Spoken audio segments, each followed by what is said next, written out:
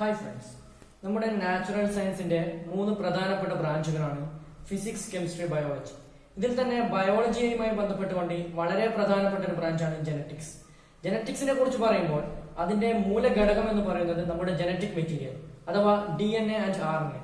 DNA എന്ന് വെച്ചാൽ deoxy റൈബോ nucleic acid, RNA റൈബോ nucleic acid. നമ്മുടെ എവല്യൂഷണറി ഹിസ്റ്ററി എടുത്ത് പരിശോധിച്ച് നോക്കുകയാണെങ്കിൽ ആദ്യമായി രൂപപ്പെട്ടു വന്ന ജനറ്റിക് മെറ്റീരിയൽ എന്ന് പറയുന്നത് RNA ആണ്. കാരണം അതിന്റെ സ്ട്രക്ചർ വളരെ സിമ്പിൾ ആണ്. കൂടാതെ പ്രോട്ടീനുമായി ബന്ധപ്പെട്ടുകൊണ്ടുള്ള പല കാര്യങ്ങൾക്കും വളരെ പെട്ടെന്ന് തന്നെ ഫലം നൽകാൻ കഴിയുന്നത് RNAക്കാണ്. നമ്മുടെ വൈറസ് പോലുള്ള പ്രിമിറ്റീവ് ആയിട്ടുള്ള ജീവികളെ എടുത്ത് നോക്കുകയാണെങ്കിൽ അവയിലെ ഒക്കെ കാണുന്നത് RNA ആണ്. അപ്പോൾ അതിനെ നമ്മൾ വൈറസുകളെ തന്നെ പലതായി നമ്മൾ തരംതിരിച്ചിട്ടുണ്ട്. RNA വൈറസ്, അതുപോലെ തന്നെ DNA വൈറസ്. നാം ഇന്ന് വളരെയേറെ കൗതുകകരവും അതുപോലെ തന്നെ ആശ്ചര്യകരവുമായി നോക്കിക്കൊണ്ടിരിക്കുന്ന ഒരു പ്രധാനപ്പെട്ട സംഭവമാണ് കൊറോണ വൈറസ്. കൊറോണയെ സംബന്ധിച്ചിടത്തോളം അതിന്റെ ജനറ്റിക് മെറ്റീരിയൽ എന്ന് പറയുന്നത് സിംഗിൾ സ്ട്രാൻഡഡ് RNA ആണ്. ഈ single stranded RNA genetic material ഉപയോഗിച്ചുകൊണ്ട് നമ്മുടെ ശരീരത്തിൽ കടക്കുന്ന കൊറോണ നമ്മുടെ തന്നെ ജനറ്റിക് മെറ്റീരിയൽ ഉപയോഗിച്ചുകൊണ്ട് നമ്മെ കൊല്ലാൻ തയ്യാറാണ്. ഇതുമായി ബന്ധപ്പെട്ട് നോക്കുകയാണെങ്കിൽ ഒരു കൊറോണ വൈറസ് നമ്മുടെ ശരീരത്തിൽ ഒരു തവണ കയറുന്നത് ഒരു പ്രത്യേക തരം ഷേപ്പിലായിരിക്കും, അഥവാ ഒരു പോളിഹെഡ്രൺ, അതുപോലെ തന്നെ അതിന് സ്റ്റാക്ക് ആയിട്ടുള്ള നമ്മുടെ റോഡ് ഷേപ്പിലുള്ള സ്ട്രക്ചർ, അതൊക്കെ പലതരത്തിലുള്ള സ്ട്രക്ചറുകളുണ്ട്. അതുകൊണ്ട് തന്നെ നമ്മുടെ ശരീരത്തിന് ശരിയായ രീതിയിൽ അതിനെ ഐഡന്റിഫൈ ചെയ്യാൻ പറ്റില്ല എന്നതാണ് ഈ വൈറസുകൾ ഇത്രമാത്രം നമ്മളിൽ ആശങ്ക ഉണ്ടാക്കാനുള്ള പ്രധാന കാരണം. അതുകൊണ്ട് തന്നെ അതിനുവേണ്ട മെഡിസിനുകൾ നമുക്ക് കൃത്യമായി കണ്ടുപിടിക്കാൻ സാധിക്കില്ല. നമ്മുടെ പല മെഡിസിനുകളും അതിന്റെ സ്ട്രക്ചറിനെ ബേസ് ചെയ്താണ് ഉണ്ടാക്കിക്കൊണ്ടിരിക്കുന്നത്. അതുകൊണ്ട് തന്നെ സ്ട്രക്ചർ ഒരു തരത്തിൽ നിന്ന് മറ്റൊരു തരത്തിലേക്ക് മാറിക്കൊണ്ടിരിക്കുമ്പോൾ ആ മെഡിസിൻ അവിടെ എഫക്ട് ഇല്ലാതിരിക്കും. അതുകൊണ്ട് തന്നെ ഇനി നമുക്ക് DNA പ്രധാനപ്പെട്ട മറ്റൊരു മേഖലയിലേക്ക് കടന്നു പോകാം. ആദ്യമായി നാം DNA കുറിച്ച് പറയുമ്പോൾ അതിന്റെ ഹിസ്റ്ററിയിലേക്ക് നാം ഒന്ന് കണ്ടുപിടിക്കേണ്ടതുണ്ട്. ഇതിന്റെ ഹിസ്റ്ററി പറയുന്ന സമയത്ത് 1869 ഫ്രെഡറിക് മീസ്റ്റർ എന്നൊരു സയന്റിസ്റ്റ് അദ്ദേഹം തന്റെ പലവിധ പരീക്ഷണങ്ങൾ സെല്ലുകൾ ഉപയോഗിച്ച് നടത്തിക്കൊണ്ടിരുന്നു. ആ സെല്ലിൽ വെച്ചതിന് ഒരു അസിഡിക് സ്ട്രക്ചർ കാണാൻ സാധിച്ചു. അദ്ദേഹം അതിന് വിളിച്ച പേര് ന്യൂക്ലിൻ എന്നായിരുന്നു. എന്നാൽ ഇതിനെക്കുറിച്ച് പിന്നീട് നിരവധി പരീക്ഷണങ്ങളും നിരീക്ഷണങ്ങളും നടക്കുകയുണ്ടായി. 1928 നമ്മുടെ ഫ്രെഡറിക് ഗ്രിഫ്റ്റ് എന്ന് പറയുന്ന ഒരു സയന്റിസ്റ്റ് അദ്ദേഹത്തിന്റെ വളരെ പ്രസിദ്ധിയാർജിച്ച ഒരു പരീക്ഷണം നമ്മുടെ ഒരു മൈസ് അഥവാ എലിയിൽ വെച്ച് നടത്തുകയുണ്ടായി. അതിൽ സ്ട്രെപ്റ്റോകോക്കസ് ന്യൂമോണിയ എന്നൊരു ബാക്ടീരിയ ഉപയോഗിച്ചുകൊണ്ടാണ് അദ്ദേഹം ആ പരീക്ഷണം നടത്തിയത്. അദ്ദേഹം ആദ്യമായി ചെയ്തത് ഈ സ്ട്രെപ്റ്റോകോക്കസ് ന്യൂമോണിയ എന്ന ബാക്ടീരിയക്ക് 2 തരത്തിലുള്ള സ്ട്രക്ചറുകളുണ്ട്. എസ് ഫോമിലെ ബാക്ടീരിയക്ക് നാം കാണുന്ന പ്രധാനപ്പെട്ട പ്രത്യേകത എന്ന് വെച്ചാൽ അതിനൊരു സ്മൂത്ത് ഷൈനി കോളനി ഉണ്ടാക്കാൻ സാധിക്കും. ഇത്തരത്തിലുള്ള സ്മൂത്ത് ഷൈനി കോളനികൾ പോളിസാക്കറൈഡ് വെച്ചാണ് ഉണ്ടാക്കുന്നത്. ഇതിനു വേണ്ട പ്രത്യേകതരം ജീനുകൾ ഈ ബാക്ടീരിയയിൽ അടങ്ങിയിരിക്കും. അതുകൊണ്ട് തന്നെ ഇതിനെ വിറുലന്റ് എന്ന് നാം വിളിക്കും. ഈ ബാക്ടീരിയകൾക്ക് പെട്ടെന്ന് തന്നെ ന്യൂമോണിയ ഉണ്ടാക്കാൻ കഴിയും. എന്നാൽ ഈ R ഫോമിനെ സംബന്ധിച്ചിടത്തോളം ഇതിനെ നോൺ വിറുലന്റ് ബാക്ടീരിയ എന്നാണ് വിളിക്കുന്നത്. ഇതിന് ഷൈനി സ്മൂത്ത് കോളനികൾ ഉണ്ടാക്കാൻ സാധിക്കില്ല. അതുകൊണ്ട് തന്നെ ഇതിന് ന്യൂമോണിയ എന്ന രോഗം ഉണ്ടാക്കാനും സാധിക്കുകയില്ല. എന്നാൽ ഇദ്ദേഹം നടത്തിയ പരീക്ഷണങ്ങളിലൂടെ അദ്ദേഹത്തിന് ഞെട്ടിക്കുന്ന ഒരു കൗതുകകരമായ ഒരു സത്യം കണ്ടെത്താൻ സാധിച്ചു. അദ്ദേഹം ആദ്യമായി ജീവിച്ചിരിക്കുന്ന R ഫോമിനെ ഈ മൈസിലേക്ക് കുത്തിവെക്കുകയുണ്ടായി. എന്നാൽ ഈ മൈസ് ജീവിച്ചിരിക്കുകയും ന്യൂമോണിയയുടെ യാതൊരുവിധ ലക്ഷണങ്ങൾ കാണിക്കാതിരിക്കുകയും ചെയ്തു. ഇത് അദ്ദേഹത്തിന് യാതൊരുവിധ ആശ്ചര്യവും ഉണ്ടാക്കിയില്ല. കാരണം നാം മുൻകൂട്ടി തന്നെ ഇത്തരം ഒരു നിഗമനത്തിൽ എത്തിച്ചേർന്നിട്ടുണ്ടായിരുന്നു. എന്നാൽ അദ്ദേഹം എസ് ഫോമിനുള്ള ഒരു ബാക്ടീരിയയെ ഈ മൈസിലേക്ക് കുത്തിവെക്കുകയുണ്ടായി. മൈസ് ഉടനടി തന്നെ മരിക്കുകയും അതിനുള്ളിൽ ന്യൂമോണിയക്ക് കാരണമായ പ്രത്യേകതരം രാസവസ്തുക്കൾ കാണപ്പെടുകയും ഉണ്ടായി. എന്നാൽ ഇതിനുശേഷം ഇദ്ദേഹം ചെയ്തത് ഹീറ്റ് കിൽഡ് ആയിട്ടുള്ള അഥവാ ഇത്തരത്തിലുള്ള ബാക്ടീരിയകളെ വളരെയധികം ടെമ്പറേച്ചറുകളിൽ ഹീറ്റ് ചെയ്ത് കഴിഞ്ഞാൽ ഇത്തരം ബാക്ടീരിയകൾക്കുള്ള രോഗം ഉണ്ടാക്കാനുള്ള കഴിവ് നഷ്ടപ്പെടുകയും ഇത്തരം ബാക്ടീരിയകൾ ഡെഡ് ആവുകയും ചെയ്യും. അദ്ദേഹം എന്ത് ചെയ്തു എന്ന് വെച്ചാൽ ഇത്തരത്തിലുള്ള ബാക്ടീരിയകളെ ഈ മൈസിലേക്ക് കുത്തിവെക്കുകയുണ്ടായി. എന്നാൽ മൈസിൽ യാതൊരുവിധ ന്യൂമോണിയ ലക്ഷണങ്ങൾ കാണുകയുണ്ടായില്ല. എന്നാൽ ഇതിനുശേഷം അദ്ദേഹം ഈ ബാക്ടീരിയയും അതുപോലെ തന്നെ ഈ ഹീറ്റ് കിൽഡായിട്ടുള്ള ഈ എസ് ഫോമിനെയും അതുപോലെ തന്നെ R ഫോമിനെയും കൂടെ ഒന്നിച്ച് ഈ മൈസിലേക്ക് കുത്തിവെക്കുകയുണ്ടായി. എന്നാൽ ഇദ്ദേഹം പ്രതീക്ഷിച്ചതിൽ നിന്നും വളരെ വിഭിന്നമായ ഒരു റിസൾട്ടാണ് ഇതിൽ നിന്നും ലഭിച്ചത്. ഇദ്ദേഹം ഈ മൈസ് ന്യൂമോണിയ ബാധിച്ച് മരിക്കുന്ന ഒരവസ്ഥ കാണുകയും അതിന്റെ കാരണം എന്താണെന്ന് അന്വേഷിക്കുകയും ചെയ്തപ്പോൾ ഇദ്ദേഹത്തിന് ഈ മരിച്ച മൈസിൽ നിന്നും ജീവിച്ചിരിക്കുന്ന എസ് ഫോമിനെ കണ്ടെത്താൻ സാധിച്ചു. ഇതിലൂടെ അദ്ദേഹം മനസ്സിലാക്കിയത് എന്ന് വെച്ചാൽ ഈ ഡെഡ് ആയിട്ടുള്ള എസ് ഫോമിൽ നിന്നും ഏതോ ഒരു വസ്തു ഈ R ഫോമിലേക്ക് പ്രവേശിക്കുകയും ഈ R ഫോമിനെ എസ് ഫോമാക്കി മാറ്റുകയും ചെയ്തു. ഇദ്ദേഹം ഇത്തരത്തിലുള്ള ഒരു വസ്തുവിനെ വിളിച്ച പേരാണ് ട്രാൻസ്ഫോമിംഗ് പ്രിൻസിപ്പിൾ. അതുകൊണ്ട് തന്നെ ഇദ്ദേഹത്തിന്റെ ഈ എക്സ്പെരിമെന്റ് ട്രാൻസ്ഫോമിംഗ് പ്രിൻസിപ്പിൾ എക്സ്പെരിമെന്റ് എന്ന പേരിൽ അറിയപ്പെടുകയുണ്ടായി. ഇതിനുശേഷം എന്താണ് ഈ ട്രാൻസ്ഫോമിംഗ് പ്രിൻസിപ്പിൾ എന്ന് എക്സ്പ്ലെയിൻ ചെയ്യാൻ ഇദ്ദേഹത്തിനെ കൊണ്ട് സാധിച്ചില്ല. കാരണം അന്ന് ആ കാലഘട്ടത്തിൽ മൈക്രോസ്കോപ്പി ഇത്രയധികം വികാസം പ്രാപിച്ചിട്ടുണ്ടായിരുന്നില്ല. എന്നാൽ അതിനുശേഷം 1933-44 കാലഘട്ടത്തിൽ ഏവറി മക്ലിയോഡ് മക്കാർട്ടി എന്നീ 3 സയന്റിസ്റ്റുകൾ ഇതിന്റെ ബയോകെമിക്കൽ ക്യാരക്ടറൈസേഷൻ, ഈ ട്രാൻസ്ഫോമിംഗ് പ്രിൻസിപ്പിളിന്റെ കെമിക്കൽ നാച്ചർ അല്ലെങ്കിൽ കെമിക്കൽ സ്ട്രക്ചർ എന്താണെന്ന് അറിയുവാൻ വേണ്ടി ഒരു പരീക്ഷണം നടത്തുകയുണ്ടായി. അവർ നടത്തിയ പരീക്ഷണം എന്ന് വെച്ചാൽ അന്ന് പ്രധാനമായും വാദിച്ചിരുന്ന 2 കാര്യങ്ങൾ, ഒന്നുകിൽ ഈ ജനറ്റിക് മെറ്റീരിയൽ പ്രോട്ടീൻ ആണ്, അല്ലെങ്കിൽ ന്യൂക്ലിക് ആസിഡ് ആണ്, അല്ലെങ്കിൽ ലിപ്പേസ് അല്ലെങ്കിൽ ലിപ്പിഡ് ആണ് എന്നാണ്. എന്നാൽ അത് തെളിയിക്കുന്നതിന് വേണ്ടി അവർ നടത്തിയ പ്രധാനപ്പെട്ട പരീക്ഷണത്തിൽ അവർ ഉപയോഗിച്ച പ്രത്യേകതരം എൻസൈമുകൾ ഉണ്ടായിരുന്നു. ലിപ്പേസ് എൻസൈം, അതുപോലെ തന്നെ protease enzyme, RNase enzyme, DNase enzyme. ഇവർ ഈ സെല്ലിനെ ഒരു പ്രത്യേകതരം മിശ്രിതത്തിലിടുകയും ഡെൻസിറ്റി ഗ്രേഡിയന്റിനെ അടിസ്ഥാനപ്പെടുത്തി അവയെ വേർതിരിച്ചെടുക്കുകയും ചെയ്തു. അതിനുശേഷം 4 ഡിഫറെന്റ് ടെസ്റ്റ് ട്യൂബുകളിൽ ഇതിനെ നിക്ഷേപിക്കുകയുണ്ടായി. അതിനുശേഷം ഓരോ ടെസ്റ്റ് ട്യൂബിലും ഓരോ എൻസൈം വീതം ഡെപ്പോസിറ്റ് ചെയ്യുകയുണ്ടായി. ഒന്നാമത്തതിൽ പ്രോട്ടീൻസ് ഇട്ട് കഴിഞ്ഞാൽ അതിൽ പ്രോട്ടീൻ ഒന്നും അവശേഷിക്കുകയില്ല, ആ പ്രോട്ടീനെ മുഴുവനായും ഡൈജസ്റ്റ് ചെയ്ത് മാറ്റപ്പെടും. അതുപോലെ തന്നെ DNA ഇട്ട് കഴിഞ്ഞാൽ DNA ഒന്നും അവിടെ അവശേഷിക്കുകയില്ല.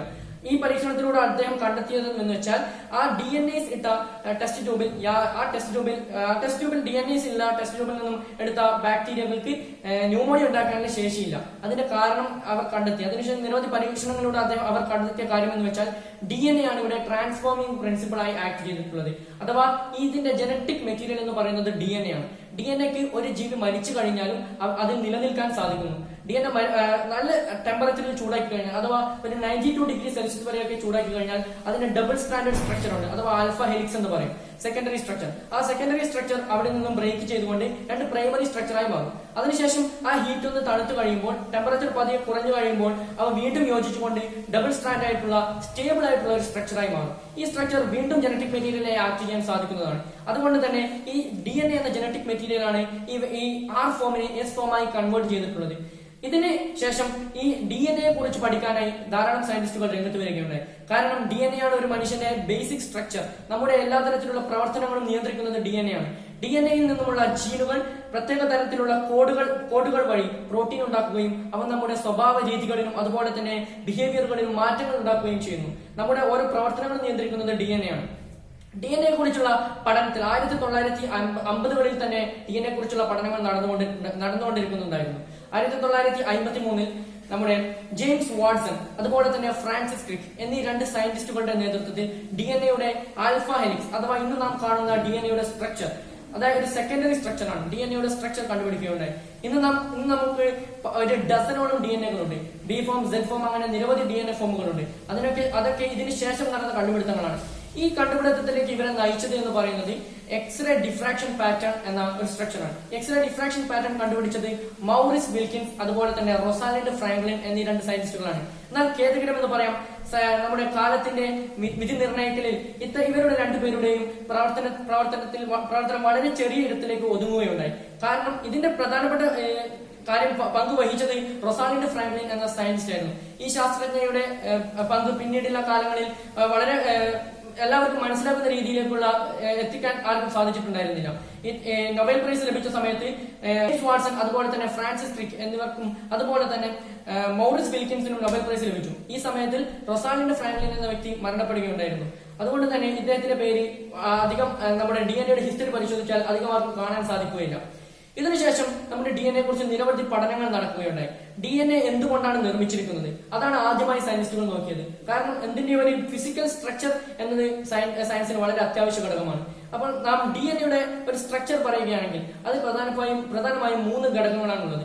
ഒന്നാമത്തത് ഒരു പെന്റോസ് ഷുഗർ അഥവാ 5 കാർബൺ ഉള്ള ഒരു ഷുഗറാണ്. അത് DNA-യിലും RNA-യിലും ഡിഫറെന്റ് ആണ്. RNA എന്ന് പറഞ്ഞാൽ റൈബോസ് ഷുഗർ, DNA-യിൽ ഡിയോക്സി റൈബോസ് അഥവാ അതിന്റെ 2ാമത്തെ കാർബണിൽ ഒരു ഓക്സിജന്റെ കുറവുണ്ടായിരിക്കും. ഈ ഓക്സിജന്റെ കുറവാണ് നമ്മുടെ DNA വളരെ സ്റ്റേബിൾ ആയി നിലനിർത്തുന്നത്. ഈ ഓക്സിജൻ കുറയുന്നത് കാരണം അവിടെ ഒരു OH ഗ്രൂപ്പ് ഇല്ലാതിരിക്കും. ഈ OH ഗ്രൂപ്പ് എന്ന് പറഞ്ഞാൽ ഹൈലി റിയാക്റ്റീവ് ഗ്രൂപ്പാണ്. DNA എന്ന് പറഞ്ഞാൽ വളരെ സ്റ്റേബിളായി നിലനിൽക്കേണ്ട ഒരു ഘടകമായതുകൊണ്ട് തന്നെ റിയാക്റ്റീവ് ഗ്രൂപ്പുകൾ പരമാവധി ഒഴിവാക്കുക എന്നത് DNA-യുടെ നിലനിൽപ്പിന് അത്യന്താപേക്ഷിതമാണ്. അതുകൊണ്ട് തന്നെ DNA കുറിച്ചുള്ള പഠനങ്ങളിൽ DNA-യുടെ സ്ട്രക്ചറിന് വളരെയധികം പങ്കുണ്ട്. DNA-യുടെ ബാക്ക് ബോൺ അഥവാ അതിന്റെ ഹെലിക്കൽ സ്ട്രക്ചർ ഉണ്ടാക്കിയിരിക്കുന്നത് 2 ആന്റി പാരലൽ സ്ട്രാൻഡുകൾ ഉണ്ടാക്കിയിരിക്കുന്നത് നമ്മുടെ ഫോസ്ഫേറ്റും അതുപോലെ തന്നെ ഫോസ്ഫേറ്റും ഷുഗറും ഉപയോഗിച്ചുകൊണ്ടാണ്. അതിനിടയിൽ നമ്മുടെ സ്റ്റെയർ കേസ് പോലെ അതിനിടയിൽ പടികളായി ധാരാളം പടികൾ കാണാൻ സാധിക്കും. ഇത്തരത്തിലുള്ള പടികൾ ഉണ്ടാക്കിയിരിക്കുന്നത് നൈട്രജൻ ബേസുകളുടെ സഹായത്താലാണ്. ഇവിടെ DNA-യിൽ പ്രധാനമായും കാണപ്പെടുന്ന 4 തരം നൈട്രജൻ ബേസുകളാണ് അഡനിൻ, തൈമിൻ, ഗ്വാനിൻ, സൈറ്റോസിൻ. ഇതിൽ അഡെനിനും തൈമിനും മാത്രമേ എപ്പോഴും പെയറിംഗ് നടക്കുകയുള്ളൂ. അതുപോലെ തന്നെ അവിടെ ഉള്ളത് 2 ഹൈഡ്രജൻ ബോണ്ടുകളാണ് ഉണ്ടാകുന്നത്. അതുപോലെ തന്നെ സൈറ്റോസിനും ഗ്വാനിനും തമ്മിൽ അവിടെ പെയറിംഗ് നടക്കുന്നു. അവിടെ ഉണ്ടാകുന്ന പെയർ 3 ഹൈഡ്രജൻ ബോണ്ടുകൾ ഉപയോഗിച്ചാണ് ആ പെയറിംഗ് നടക്കുന്നത്. അപ്പോൾ ഇതിന് ഇത്തരത്തിലുള്ള ഒരു കോംപ്ലിമെന്റാരിറ്റിയാണ് DNA കുറിച്ചുള്ള പിൽക്കാല സ്റ്റഡിക്ക് വളരെയധികം സഹായകമായി. ഇത്തരമൊരു റൂൾ കണ്ടുപിടിച്ച വ്യക്തിയാണ് ചർഗാഫ്. അദ്ദേഹത്തിന്റെ പേരിൽ ആ റൂൾ ചർഗാഫ് റൂൾ എന്നറിയപ്പെടുന്നുണ്ട്.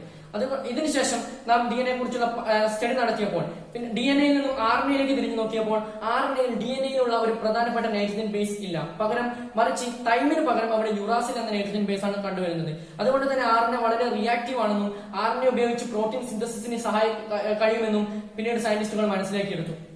ഇതിനുശേഷം 1990കളിൽ നടന്ന പ്രധാനപ്പെട്ട ഒരു സ്റ്റഡിയായിരുന്നു HGP അഥവാ human genome project. Human genome പ്രോജക്ടിന്റെ ഏറ്റവും പ്രധാനപ്പെട്ട സംഭാവന നൽകിയത് അമേരിക്കയാണ്. US ഡിപ്പാർട്ട്മെന്റ് ഓഫ് എനർജിയും അതുപോലെ തന്നെ നാഷണൽ ഹെൽത്ത് ഇൻസ്റ്റിറ്റ്യൂട്ടും ചേർന്നുകൊണ്ട് നടത്തിയ ഒരു മെഗാ പ്രൊജക്ട് ആയിരുന്നു ഇത്. ഇവിടെ നമ്മുടെ മനുഷ്യ ശരീരത്തിൽ 3 ബില്യണുകളോളം ന്യൂക്ലിയോടൈഡ്സുകളാണ് ചേർന്നിട്ടുള്ളത്. ഒരു ന്യൂക്ലിയോടൈഡ് എന്ന് വെച്ചാൽ അവിടെ ന്യൂക്ലിയോസൈഡും അതുപോലെ തന്നെ നൈട്രജൻ ബേസുകളും ഉണ്ടാകും. ന്യൂക്ലിയോസൈഡും അതുപോലെ തന്നെ ഫോസ്ഫേറ്റുകളും ഉണ്ടാകും.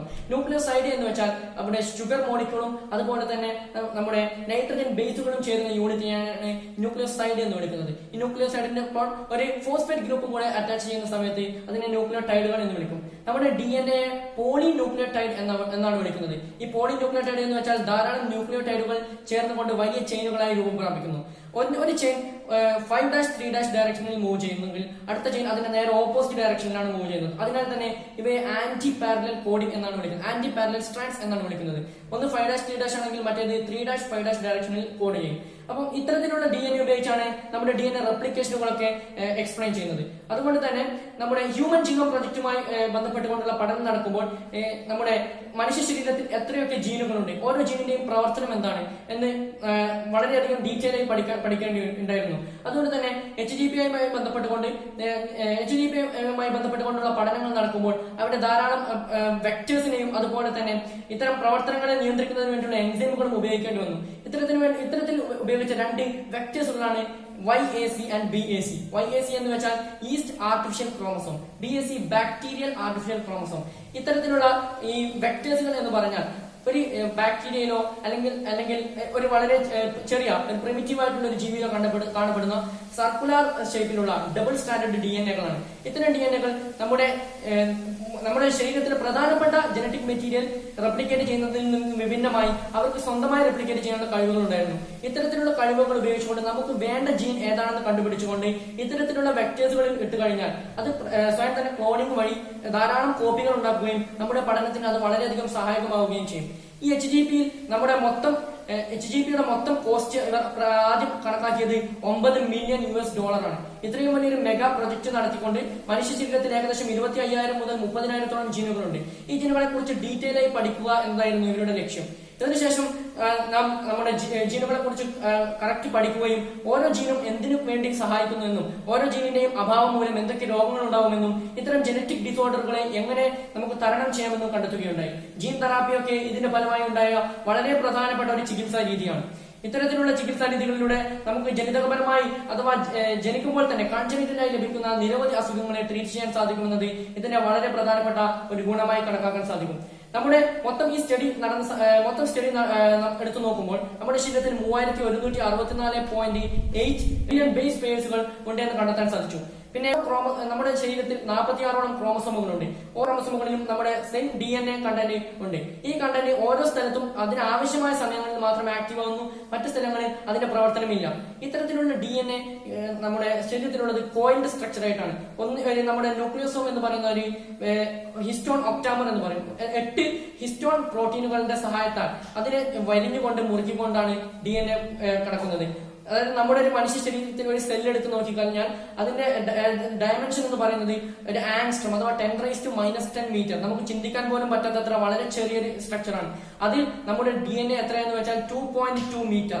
2.2 മീറ്ററുള്ള ഒരു DNA വളരെ ചെറിയ, നമുക്ക് കാണാൻ പോലും പറ്റാത്ത ഒരു സെല്ലിനുള്ളിൽ അടുക്കി വെച്ചിരിക്കുകയാണ്. ഇത്തരത്തിൽ അടുക്കി വെക്കുന്ന ആ പ്രക്രിയ പറയുന്നത് ക്ലോസ് പാക്കിംഗ്. ഈ ക്ലോസ് പാക്കിംഗ് വഴിയാണ് ഇത്രയും ലെങ്തി ആയിട്ടുള്ള ഒരു DNA വളരെ ചെറിയൊരു സെല്ലിനുള്ളിലേക്ക് നമുക്ക് ഒതുക്കി കൊണ്ടുവരാൻ കഴിഞ്ഞിട്ടുള്ളത്.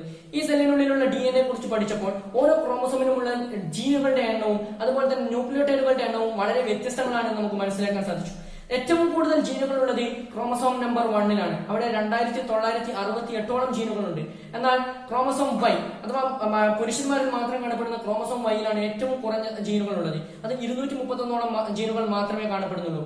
അതുപോലെ തന്നെ നാം നമ്മുടെ റീപ്രൊഡക്ഷൻ സമയത്ത് കുട്ടി ആണാണോ പെണ്ണാണോ എന്ന് നിശ്ചയിക്കുന്നതിൽ നാം ഏവരും നമുക്ക് മുന്നിലുള്ള ഒരു തെറ്റിദ്ധാരണയാണ് സ്ത്രീകളാണ് ഈ കുട്ടി ആണാണോ പെണ്ണാണോ എന്ന് നിശ്ചയിക്കുന്നത്. എന്നാൽ നമ്മുടെ ജനറ്റിക്സിന്റെ വളരെ ആഴത്തിലുള്ള സ്റ്റഡിയിലൂടെ നമുക്ക് മനസ്സിലാക്കാൻ സാധിച്ചത് പുരുഷന്മാരിൽ XY എന്നീ രണ്ട് വ്യത്യസ്ത തരം ക്രോമസോമുകളാണുള്ളത്. ഹെട്രോസൈഗസ് കണ്ടീഷൻ അല്ലെങ്കിൽ ഹെമിസൈഗസ് കണ്ടീഷനിലാണ് ഇതുള്ളത്. എന്നാൽ സ്ത്രീകളിൽ XX രണ്ട് X ക്രോമസോമുകളാണുള്ളത്. റീപ്രൊഡക്ഷന്റെ സമയത്ത് സ്ത്രീക്ക് 2 X ക്രോമസോമുകൾ മാത്രമേ ഉണ്ടാക്കാൻ സാധിക്കൂ. അഥവാ 2 ഗമീറ്റുകൾ ഉണ്ടാക്കാൻ സാധിക്കും. രണ്ടും സെയിം സ്ട്രക്ചർ ആയിരിക്കും. എന്നാൽ പുരുഷന്മാർക്ക് ഒരു Xും ഒരു Yയും ഉണ്ടാക്കാൻ സാധിക്കും. പുരുഷന്മാരിൽ നിന്നും പോകുന്നത് Xും സ്ത്രീയിൽ നിന്ന് വരുന്ന Xും കൂടെ യോജിച്ചുകൊണ്ട് ഒരു കുട്ടി ഉണ്ടാവുകയാണെങ്കിൽ അത് പെൺകുട്ടിയായിരിക്കും. കാരണം രണ്ടും X ആയിരിക്കും. എന്നാൽ പുരുഷന്മാരിൽ നിന്ന് Y ആണ് വരുന്നത്, പക്ഷെ സ്ത്രീകൾക്ക് എപ്പോഴും X മാത്രമേ ഉണ്ടാക്കാൻ സാധിക്കുകയുള്ളൂ. അവ രണ്ടും ചേർന്നാണ് ഉണ്ടാകുന്നതെങ്കിൽ അത് ആൺകുട്ടിയായിട്ടായിരിക്കും ജനിക്കുക. അതുകൊണ്ട് തന്നെ നമ്മുടെ ആൺകുട്ടിയാണോ പെൺകുട്ടിയാണോ എന്ന് നിശ്ചയിക്കുന്നതിൽ പുരുഷന്മാരുടെ ക്രോമസോമുകളാണ് വലിയ പങ്ക് വഹിക്കുന്നത്. ഇത് നമുക്ക് തെളിയിക്കാൻ സാധിച്ചത് ജനറ്റിക് സ്റ്റഡിയിലൂടെ മാത്രമാണ്. അതുപോലെ തന്നെ ഈ കാലഘട്ടങ്ങളിൽ ഉണ്ടായിട്ടുള്ള ഏറ്റവും വലിയ ഒരു പഠനം ഏറ്റവും വലിയ ചികിത്സാ രീതി രൂപപ്പെട്ടു വന്നത് 1990-കളിലാണ്. അവിടെ ADA ഡെഫിഷ്യൻസി എന്ന ഒരു നമ്മുടെ ഇമ്മ്യൂണിറ്റിയുമായി ബന്ധപ്പെട്ട വളരെ പ്രധാനപ്പെട്ട ഒരു ഡിസീസാണ് ഉണ്ടായത്. 4 വയസ്സുള്ള ഒരു പെൺകുട്ടി ADA ഡെഫിഷ്യൻസിയുമായി ജനിക്കുന്നു. ആ പെൺകുട്ടിക്ക് തുടർന്നുള്ള ഇമ്മ്യൂണിറ്റി നഷ്ടപ്പെടുന്നു. ഇമ്മ്യൂണിറ്റി നഷ്ടപ്പെടുക എന്ന് വെച്ചാൽ ചെറിയൊരു ജലദോഷം മതി അത് മാസങ്ങളോളം വർഷങ്ങളോളം നീണ്ടു നിൽക്കാൻ കാരണമാവും.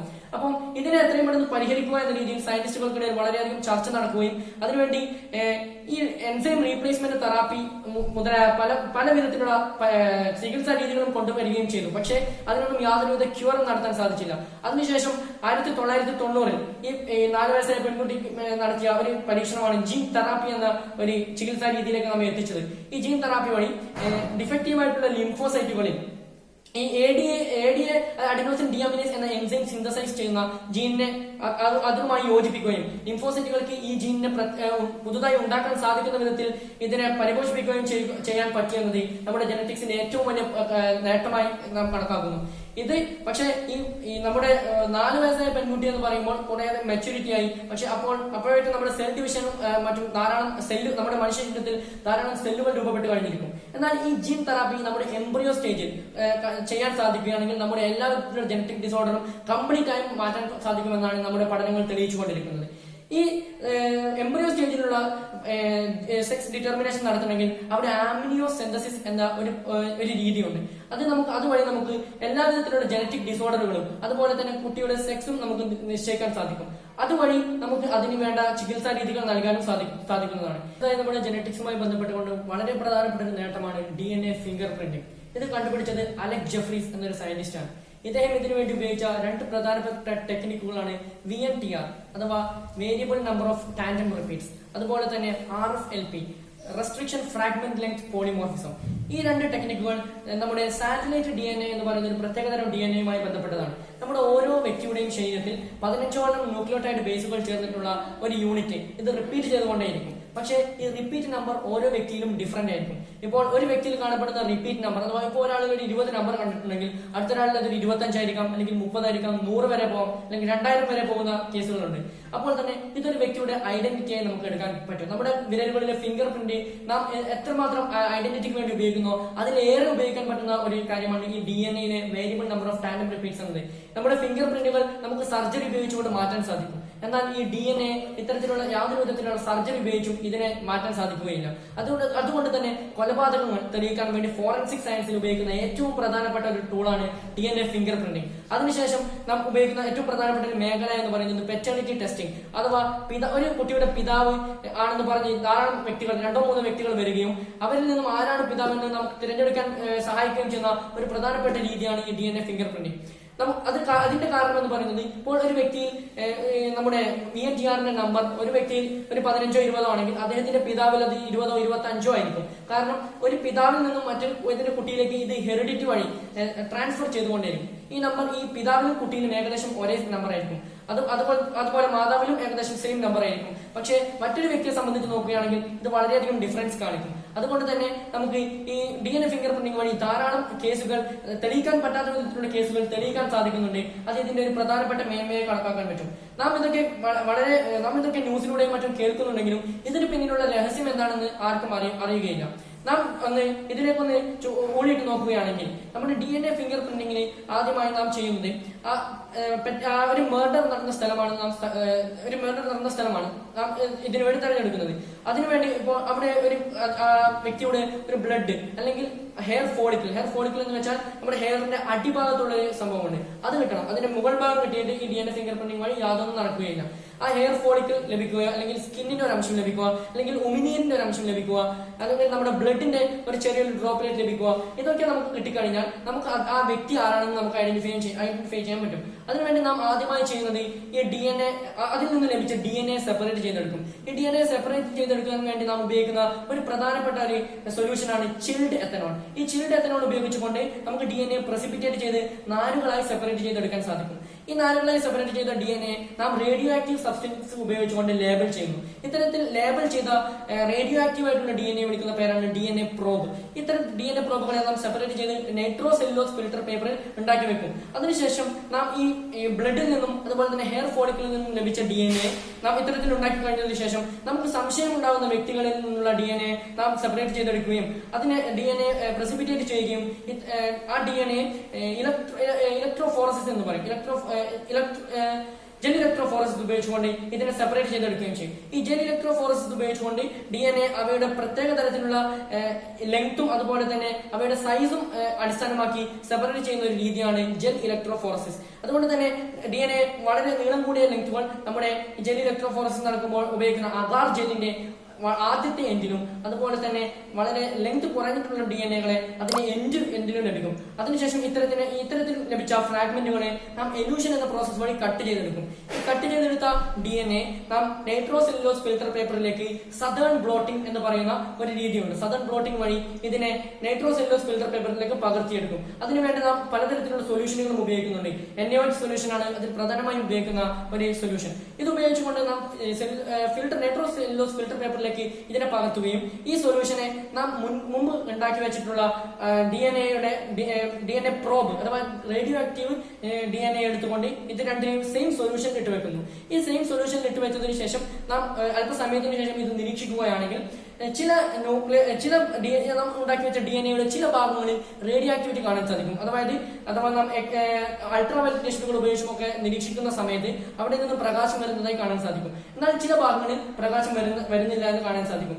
അപ്പോൾ എല്ലാ DNAയുടെ മുഴുവൻ സ്ട്രക്ചറിലും ഈ റേഡിയോ ആക്ടിവിറ്റി നമുക്ക് കാണാൻ സാധിക്കുന്നുണ്ടെങ്കിൽ ആ വ്യക്തിയാണ് ആ മർഡർ ചെയ്തത്, അല്ലെങ്കിൽ ആ വ്യക്തിയാണ് ആ ഒരു കുട്ടിയുടെ പിതാവ് എന്ന് നമുക്ക് അതിൽ നിന്ന് മനസ്സിലാക്കാൻ സാധിക്കും. എന്നാൽ ചിലയിടങ്ങളിൽ മാത്രം റേഡിയോ ആക്ടിവിറ്റി കാണുകയും ചിലയിടങ്ങളിൽ റേഡിയോ ആക്ടിവിറ്റി കാണാതിരിക്കുകയും ചെയ്യുക എന്നതിലൂടെ നമുക്ക് മനസ്സിലാവുന്നത് ആ രണ്ട് വ്യക്തിയിലുമുള്ള VNTR ഒരുപോലെയല്ല. അവർ രണ്ടുപേരും രണ്ട് വ്യത്യസ്ത DNAകളാണ് അവിടെ നിന്ന് നമുക്ക് ലഭിച്ചിട്ടുള്ളത് എന്നാണ്. അപ്പോൾ ഇതിലൂടെ നമുക്ക് ആ വ്യക്തിയെ കൃത്യമായി നിർണ്ണയിക്കാൻ സാധിക്കുന്നതാണ് ഇതിന്റെ പ്രധാനപ്പെട്ട മേന്മ.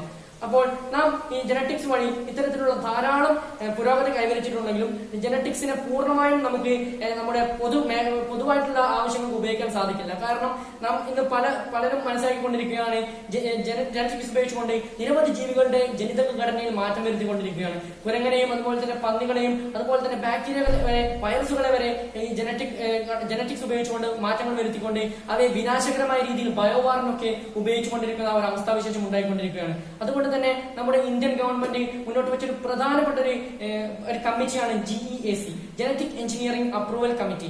നമ്മുടെ ഇന്ത്യയിൽ ഏത് ജനറ്റിക് അല്ലെങ്കിൽ ജനിതകപരമായിട്ടുള്ള പരീക്ഷണങ്ങളും നിരീക്ഷണങ്ങളും നടക്കുന്നുണ്ടെങ്കിൽ അതിന്റെയൊക്കെ ഈ ജനറ്റിക് എഞ്ചിനീയറിംഗ് അപ്രൂവൽ കമ്മിറ്റിയുടെ GEACയുടെ നോട്ടീസ് നമുക്ക് ലഭിച്ചിരിക്കണം. ഇവർക്ക് മാത്രമേ ഇതിനെ പബ്ലിക്കായിട്ടുള്ള ആവശ്യങ്ങൾക്കായി ഉപയോഗിക്കണോ വേണ്ടയോ എന്ന് തീരുമാനിക്കാനുള്ള അവകാശമുള്ളൂ. അതുകൊണ്ട് തന്നെ നമ്മുടെ ഇത്തരത്തിലുള്ള പ്രവണതകൾ തെറ്റായ രീതിയിലേക്ക് വ്യാപിക്കാതെ നോക്കേണ്ടത് നമ്മുടെ ഇന്നത്തെ സമൂഹത്തിന് അത്യന്താപേക്ഷിതമാണ്. അതുകൊണ്ട് തന്നെ ഞാൻ ഇത്രയും പറഞ്ഞിട്ടുള്ള ജനറ്റിക്സും അതുപോലെ തന്നെ അതിന്റെ വളർച്ചയും അതിന് നമ്മുടെ സമൂഹത്തിലുള്ള ഉണ്ടായിക്കൊണ്ടിരിക്കുന്ന സ്വാധീനത്തെ കുറിച്ചും ഞാൻ പറഞ്ഞത് നിങ്ങൾക്ക് ഏവർക്കും ഇഷ്ടപ്പെട്ടു കാണുമെന്ന് വിചാരിക്കുന്നു.